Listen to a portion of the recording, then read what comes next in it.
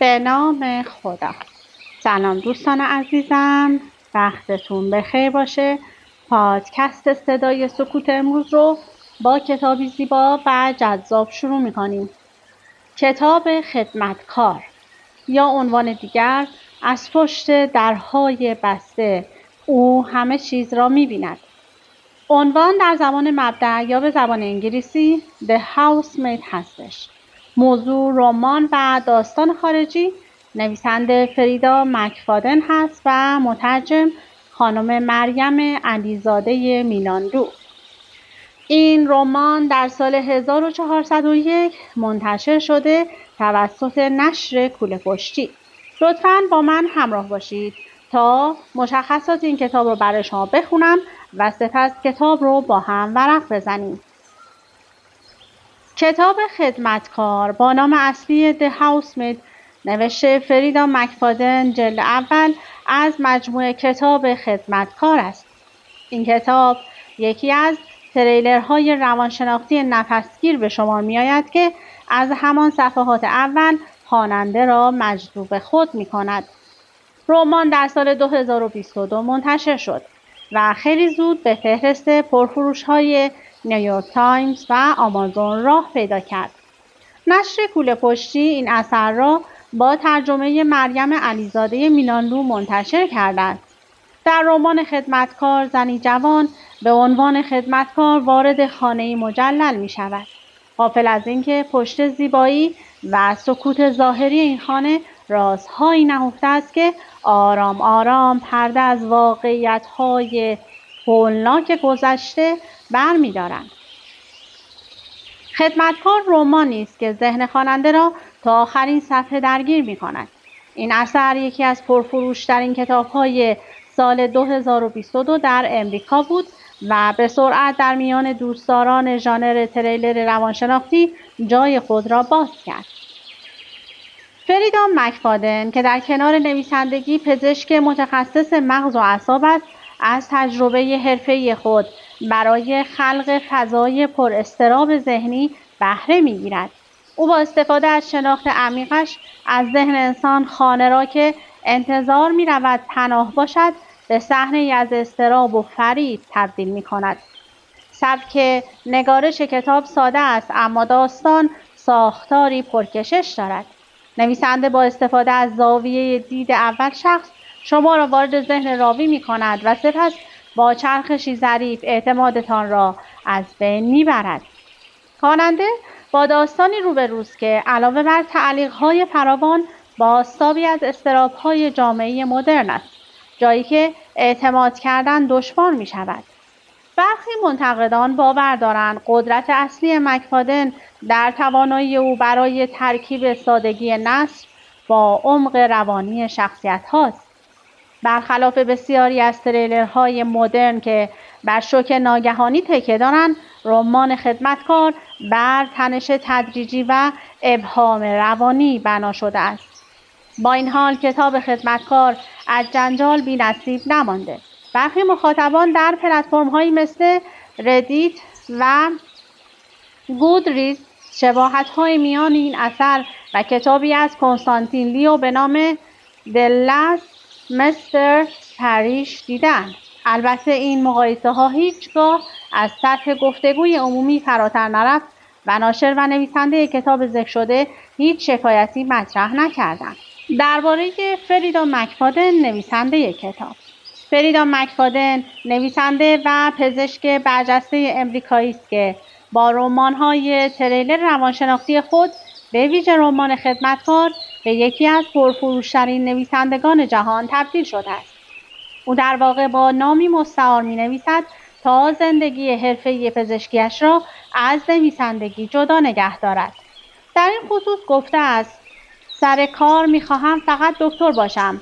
بسیاری از کتاب‌های من مربوط به مسائل پزشکی است و من نمی‌خواهم مردم بگویند آیا این نوشته بر اساس من نوشته شده است؟ به نظر غیر حرفه‌ای می‌آید. او در سال 1980 در نیویورک به دنیا آمد و تحصیلات خود را در رشته پزشکی در دانشگاه هاروارد گذراند. مکفادن متخصص آسیب‌های مغزی است و سالها تجربه درمان بیماران با اختلالات ذهنی و شناختی دارد. دانشی که به روشنی در عمق روانشناختی شخصیت‌های آثارش دیده می‌شود. تا امروز آثار او به بیش از 45 زبان ترجمه شده است. مجموعه کتاب خدمتکار شامل چند جلد است. جلد اول خدمتکار، جلد دوم راز خدمتکار و جلد سوم خدمتکار تماشا می‌کند و جلد چهارم داستان کوتاه ازدواج خدمتکار. اگر قرار باشه که کتابی بخونید من بهتون پیشنهاد میکنم حتما این 4 جلد رو با همدیگه بخونید و لذتش رو به خودتون هدیه بدید. لطفاً با من همراه باشید تا فصل اول این کتاب رو با همدیگه ورق بزنیم. سرآغاز. وقتی از این خانه بیرون میروم دستبند به دستم است. تا وقتی فرصت داشتم باید فرار میکردم. حالا دیگر فرصت هم از دست رفته است و نیروهای پلیس در خانه هستند و چیزی را که در طبقه بالاست کشف کردند. دیگر راه برگشتی نیست. تقریبا تا 5 دقیقه دیگر هم از حق و حقوقم آگاهم می‌کنند. نمی‌دانم چرا هنوز این کار را نکردند. شاید امیدوارند بتوانند حقه‌ای بزنند و چیزی را که نباید بر زبان بیاورم به آنها بگویم. در این کار موفق باشید. پلیسی که موهای مشکی با تارهای خاکستری دارد روی کاناپه کنارم نشسته است و هیکل 4 شانه‌اش را روی کاناپه چرم ایتالیایی به رنگ کاراملی سوخته جابجا می‌کند. از خودم می‌پرسم او چه مدل مبلی در خانه‌اش دارد؟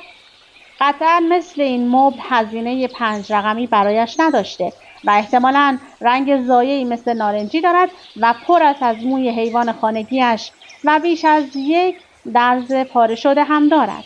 تصور می‌کنم شاید به کاناپه خودش در خانه‌اش فکر می‌کند و آرزو می‌کند کاش او هم چنین کاناپه‌ای داشت. به احتمال قوی به جسد درون اتاق زیر شیروانی طبقه بالا فکر می‌کند.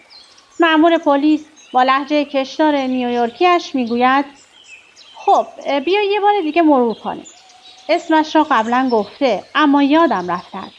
مأموران پلیس باید اسمشان را روی برچسبی به رنگ قرمز روشن حک کنند و به سینه بزنند، وگرنه در شرایط پر استرس چطور باید اسمشان را بیاورید؟ فکر می‌کنم کاراگاه هست. شما کی جنازه را پیدا کردین؟ مکسی می‌کنم. با خودم فکر می‌کنم شاید الان زمان مناسبی برای درخواست وکیل است. قرار نیست خودشان وکیلی به من معرفی کنند. این دستورالعمل‌ها را فراموش کردم. جواب می‌دهم حدود 1 ساعت پیش. اصلا چرا اونجا رفتی؟ لب‌هایم را روی هم فشار می‌دهم. بهتون گفتم که یه صدایی شنیدم و مأمور پلیس به جلو متمایل می‌شود. چشمانش گرد شدن و روی چانه‌اش تحریش ابری دارد. انگار امروز صبح بی خیال اصلاح ریش‌هایش شده. زبانش هم کمی از بین لب‌هایش بیرون زده است. من احمق نیستم. دقیقاً می‌دانم که می‌خواهد چه بگویم. من کردم. من گناهکارم. من رو با خودتون ببرید. در عوض به پشتی مبل تکیه می‌دهم. همین. این تنها چیزیه که می‌دونم. صورت کاراگاه غرق در ناامیدی می‌شود و در حالی که به شواهدی که تا این لحظه در این خانه پیدا کرده است فکر می‌کند چانه‌اش را به آرامی حرکت می‌دهد. با خودش فکر می‌کند این شواهد برای بستن دستبند بر مچ دست من کافی هستند یا نه. اگر مطمئن بود همین الان این کار را می‌کرد. هی کارلز، این صدای افسر پلیس دیگری است. تماس چشمیمان را قطع و به بالای پله‌ها نگاه می‌کنیم. افسر پلیس خیلی جوانتری آنجا ایستاده و با انگشتان کشیده‌اش به بالای نرده‌های پله‌ها چنگ زده است. رنگ صورت بدون چین و چروکش پریده است. افسر جوانتر میگوید کارلز باید بیاییم بالا همین الان. باید ببینیم بالا چه خبره. حتی از پایین پله‌ها هم میتوانم حرکت سیبک گلویش را ببینم. باورت نمیشه. بخش اول. 3 ماه قبل. اول. میلی از خودت بهتر بگو. نینا وینچستر روی کاناپه چرمی کاراملی رنگش به جلو متمایل می شود و پاهایش را روی هم می اندازد تا فقط ذره ای از زانویش از زیر دامن سفید ابریشمیش دیده شود. من در مورد مارک های لباس چیز زیادی نمی دانم. اما به وضوح هر چیزی که نینا وینچستر پوشیده خیلی خیلی گران است. بلوز کرم رنگش به شدت وسوسه‌ام می‌کند تا دستم را برای لمس جنسش دراز کنم. هرچند می‌دانم معنای چنین حرکاتی این خواهد بود که دیگر برای استخدام شدن هیچ شانسی ندارم. به هر حال انصافاً هیچ شانسی هم ندارم. شروع می‌کنم. خب کلماتم را با دقت انتخاب می‌کنم. حتی بعد از تمام پذیرفته نشدنها باز هم تلاشم را می‌کنم. من توی بروکلین بزرگ شدم. همینطور که توی رزومم می‌بینین توی زمینه خانه‌داری سابقه زیادی دارم. توی رزومه با دقت دستکاری شدم می‌بینین من بچه‌ها رو خیلی دوست دارم و همچنین نگاهی به دور و بر اتاق می‌اندازم و به دنبال اسباب بازی جویدنی سگ یا جعبه خاک گربه می‌گردم. حیوانات خانگی رو هم خیلی دوست دارم. در آگهی آنلاین خانه‌داری چیزی از حیوان خانگی نوشته نشده بود، اما کار از محکم کاری عیب نمی‌کند. چه کسی برای دوستداران حیوانات ارزشی قائل نیست؟ خانم وینچستر لبخند پهنی به من میزند. بروکلین، من هم توی بروکلین بزرگ شدم. ما عملاً هم محله‌ایم. با وجودی که این حرف اصلا درست نیست تایید میکنم. هستیم. مناطق رشک برانگیزی در بروکلین وجود دارند که برای داشتن یک خانه شهری کوچولو در آن باید مبلغ گزافی را بسلفید. من در چنین محله‌ای بزرگ نشدم. نمیشد من و نینا وینچستر بیشتر از این با هم فرق داشته باشیم. اما اگر دوست دارد باور کند که هم محله‌ایم، خب در کمال خوشحالی تاییدش میکنم. خانم وینچستر دسته‌ای از موهای طلایی و براقش را پشت گوشش می‌دهد. موهایش تا چانه‌اش می‌رسند و طوری مطابق مد روز درست شده‌اند که قبقبش را خیلی نشان نمی‌دهند. او در اواخر دهه 4 زندگیش است و اگر لباس و مدل موی دیگری داشت کاملا معمولی به نظر می‌رسید. اما از ثروت قابل توجهش بهترین استفاده را کرده است. نمی‌توانم بگویم برای این کارش احترامی قائل نیستم. من ظاهرم را دقیقاً برعکس او درست کردم. تقریباً 10 سالی از زنی که روبرویم نشسته جوانتر هستم، اما اصلا نمیخواهم از جانب من احساس خطر کند. و همین دلیل برای مصاحبه‌ام دامن بلند و بدقواره پشمی را که از دست دوم فروشی خریدم و بلوز آستین پوپی پلی استر سفیدی انتخاب کردم. موهای کثیف بلندم را محکم به عقب کشیدم و پشت سرم دم اسبی کردم. حتی یک عینک تر لاک‌پشتی کائوچویی بزرگ و غیر ضروری هم خریدم که بالای بینیم جا خوش کردم.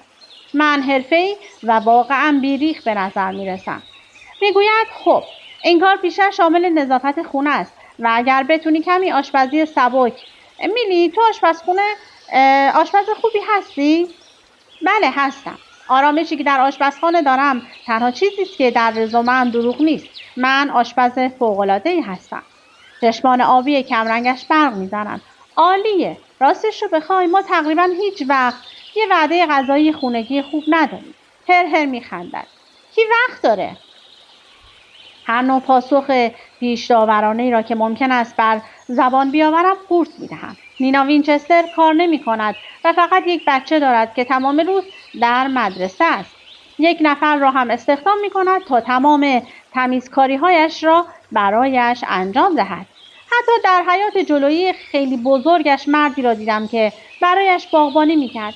چطور ممکن است که وقت آشپزی کردن برای خانواده کوچکش را نداشته باشد؟ من نباید او را قضاوت کنم چون هیچ چیزی از نحوه زندگیش نمی‌دانم. صرفاً ثروتمند بودنش به معنای لوس بودنش نیست. اما به هر حال اگر مجبور باشم $100 شرط می‌بندم که نینا وینچستر خیلی لوس و نونور است. خانم وینچستر میگوید گاهی هم برای CVCA کمک لازم داریم. شاید لازم بشه اون رو به کلاس‌های بعد از ظهر یا قرارهای بازیش ببرید. تو ماشین نداری؟ تقریباً از سوالش خنده‌ام میگیرد. بله، ماشین دارم. این تنها چیزی است که الان دارم. نیسان 10 ساله‌ام در خیابان جلوی خانه‌اش بوی تعفن می‌دهد و در حال حاضر در آن زندگی می‌کنم. دار و ندارم هم داخل صندوق عقب آن است و تمام ماه گذشته را روی صندلی عقبش خوابیدم. بعد از 1 ماه زندگی در ماشین میفهمید که بعضی چیزهای کوچولو چقدر در زندگی مهم هستند. توالت، روشویی یا دراز کردن پاهایتان وقتی که خوابید. دلم برای این مورد آخر بیش از بقیه تنگ شده است. تایید میکنم. بله، ماشین دارم. خانم وینچستر دستهایش را به هم میکوبد. عالیه. البته من صندلی ماشین سیلیسیا رو بهت میدم. فقط یه وستر نیاز داره. هنوز قد و وزنش اونقدری نیست که بتونه بدون وستر توی ماشین بشینه. آکادمی اطفال توصیه کرده. در همان حال که نینا وینچستر در مورد قد و وزن دقیق مورد نیاز صندلی‌های ماشین روده درازی می‌کند، من هم لحظه‌ای به دور و بر اتاق نشیمن نگاهی می‌اندازم. مبلمانش فوق مدرن است و بزرگترین صفحه تلویزیون تختی آنجاست که تا به حال دیدم. مطمئناً وضوح بالا و بلندگوهایی دارد که در هر سوراخ تنبه‌ای در اتاق تعبیه شدند تا تجربه شنیداری مطلوبی داشته باشید. گوشه اتاق چیزی است که شومینه فعالی به نظر می‌رسد. روی پیشخوان شومینه پر است از عکس‌های سفرهای وینچسترها به گوشه و کنار دنیا. وقتی نگاهم را به بالا میچرخانم، سقف فوق‌العاده بلند آنجا زیر نور چلچراغ پرتلالویی می‌درخشد. خانم وینچستر میگوید: مینی، تو هم اینطوری فکر می‌کنی؟ تلک میزنم. سعی می‌کنم حافظه‌ام را به عقب برگردانم و بفهمم چه چیزی پرسیده است. اما از ذهنم پاک شده است. میگویم بله. هر چیزی که تاییدش کردم او را خیلی خوشحال می‌کند. خیلی خوشحالم که تو هم همینطوری فکر می‌کنی. این بار محکم‌تر میگویم. قطعاً. پاهای به نوعی فربهش را جابجا می‌کند و دوباره روی هم می‌اندازد و اضافه می‌کند: البته موضوع جبران زحماتت هم هست. تو پیشنهاد توی آگهی رو دیدی، درسته؟ برات قابل قبوله؟ آب دهانم را قورت می‌دهم. عدد درج شده در آگهی برای من فراتر از قابل قبول است. اگر شخصیت کارتونی بودم، وقتی آگهی را می‌خواندم علامت دلار در هر دو چشمم ظاهر می‌شد. اما همین پول تقریباً مانع ارسال درخواستم شد. هیچ کس با پیشنهاد چنین پول زیادی زندگی در چنین خانه‌ای به فکر استخدام من نمی‌افتاد. با احساس خفگی میگویم بله، خوبه. او تابی به ابروهایش می‌دهد. این هم می‌دونی که این موقعیت شغلی همراه با سکونته. درسته؟ درسته، میدونم. در واقع از من میپرسد که آیا با ترک صندلی عقب با شکوه ماشین نیسانم مشکلی ندارم؟ محشره. لبه دامنش را صاف می‌کند و می‌ایستد. خب، برای گردش بزرگ آمادگی داری تا ببینی قرار خودت رو درگیر چه چیزی بکنی؟ عالی به نظر میرسه. من هم می‌ایستم. خانم وینچستر با کفش‌های پشت بلندش تنها چند سان از من با کفش‌های تختم بلندتر است. اما طوری به نظر می‌رسد که انگار اختلاف قدمان زیاد است. او من را با شرح جزئیات خیلی دقیقی در خانه می‌گرداند. آنقدر دقیق توضیح می‌دهد که نگران می‌شوم شاید آگهی را اشتباه کردم و اون مشاور املاکی است که فکر می‌کند من آماده خرید خانه هستم. خانه زیبایی. اگر 4-5 میلیون دلار اضافی ته جیبم داشتم به سرعت می‌خریدمش. علاوه بر طبقه اول خانه که شامل یک اتاق نشیمن خیلی خیلی بزرگ و آشپزخانه تازه بازسازی شده است، طبقه دوم خانه هم شامل اتاق خواب اصلی وینچسترها، اتاق دخترشان سیلیسیا، دفتر خانگی آقای وینچستر و اتاق مهمانی است که بی تردید میتواند بهترین هتل منهتن باشد. او جلوی در بعدی مکسی میکند. اینجا هم ناگهان در را به سرعت باز میکند. سینمای خانگی مونه. علاوه بر تلویزیون خیلی بزرگ طبقه پایین، یک سینمای خانگی واقعا عالی هم در خانهشان است. اتاق چندین ردیف صندلی استادیومی و مانیتوری از زمین تا سقف دارد. حتی یک دستگاه پاپکورن ساز هم گوشه اتاق است. بعد از یک لحظه متوجه خانم وینچستر میشوم که به من نگاه میکند و منتظر پاسخم است. با حالتی که امیدوارم شور و شوقش مناسب باشد میگویم وای. با خوشحالی ذوق میکند. محشر نیست؟ یک مجموعه کامل فیلم هم داریم تا از بینشون انتخاب کنیم. البته کانال‌های معمول و سرویس‌های اینترنتی پخش فیلم رو هم داریم. میگویم البته. بعد از خروجمان از اتاق به آخرین در انتهای راهرو میرسیم. نینا مکس میکند. دستش روی دستگیره در میماند. میپرسم این اتاق منه؟ یه جورهایی دستگیره در را میچرخاند که با صدای بدی جیرجیر میکند. دست خودم نیست، اما متوجه میشوم ضخامت چوب این در خیلی بیشتر از سایر درهاست. پشت در راه پله تاریکی است. اون بالا یه اتاق زیر شیروانی تر و تمیز هم داریم. این راه پله تاریک و باریک از بقیه قسمت‌های خانه تا حدودی زرق و برق کمتری دارد. می‌مردن اگه لامپی اینجا می‌گذاشتن. اما البته من یک کارگر استخدام شدم. انتظار ندارم به اندازه سینمای خانگیشان برای اتاق من پول خرج کنم. بالای پله‌ها راهروی باریک کوچکی هست و برخلاف طبقه اول خانه سقف اینجا به طرز خطرناکی کوتاه است. من خیلی قد بلند نیستم اما تقریبا احساس میکنم باید خم شوم. خب دیگه زمان به من اجازه نمیده که بیشتر از این کتاب زیبا رو برای شما بخونم. حتما پیشنهاد میکنم هر 4 جلد این مجموعه رو برای خودتون تهیه کنید و تا انتها بخونید. حتما با داستان‌های پلیسی آقا کریستی اگر آشنایی دارید این داستان هم به شما هیجان زیادی خواهد داد. از اینکه با من همراه بودید سپاسگزارم. تا وایس بعدی، خدا نگهدارتون.